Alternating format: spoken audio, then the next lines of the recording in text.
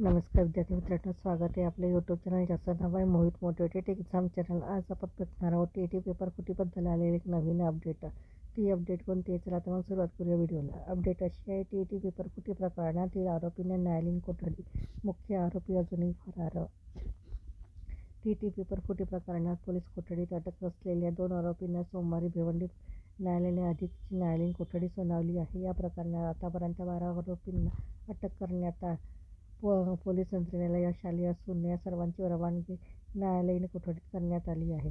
मात्र या प्रकरणातील 2 मुख्य आरोपी अजूनही फरार असून पोलीस त्यांचा शोध घेत आहेत। पवन कुमार अशोक कुमार यादव 40 राहणार नवी दिल्ली व हरिओम रिचपाल सिंग पानू 28 राहणार हिसार हरियाणा अशी सोमवारी न्यायालयीन कोठडी सुनावण्यात आलेल्या आरोपींची नावे आहेत। या 2 आरोपींना गुरुवारी अटक करण्यात आली होती। गुरुवारी भिवंडी न्यायालयात दोन्ही आरोपींना सोमवारपर्यंत 5 दिवसाची कोठडी सुनावली होती। सोमवारी आरोपी पवन कुमार व हरिओम या दोघांना भिवंडी न्यायालयातील न्यायाधीश S.K. घोडगे यांच्या न्यायालयात हजर करण्यात आले असता त्यांना न्यायालयीन कोठडी सुनावण्यात आली असून या प्रकरणात अटक असलेल्या सर्व 12 आरोपींना आता न्यायालयाने न्यायालयीन कोठडी सुनावली आहे, अशी माहिती आरोपीचे वकील डॉ. शैलेश गायकवाड यांनी दिली आहे। या प्रकरणातील मुख्य आरोपी बिजेंद्र कुमार व सोनू कुमार दिवेकर हे दोघेही अजून फरार असून पोलीस या फरार आरोपींचा शोध घेत आहे।